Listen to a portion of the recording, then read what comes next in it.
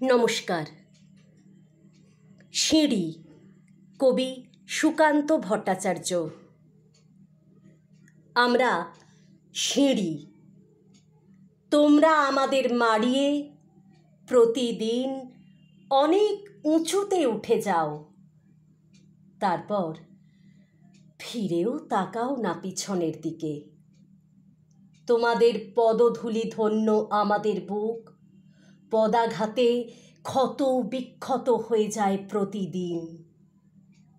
তোমরাও তা জানো, তাই কার পেটে মুড়ে রাখতে চাও আমাদের বুকের ক্ষত, ঢেকে রাখতে চাও তোমাদের অত্যাচারের চিহ্নকে, আর চেপে রাখতে চাও পৃথিবীর কাছে তোমাদের গর্বোদ্ধত অত্যাচারী পদধ্বনি।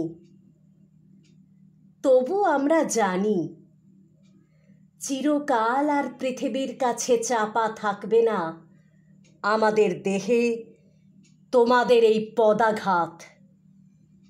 আর সম্রাট হুমায়ুনের মতো একদিন তোমাদেরও হতে পারে পদস্খলন।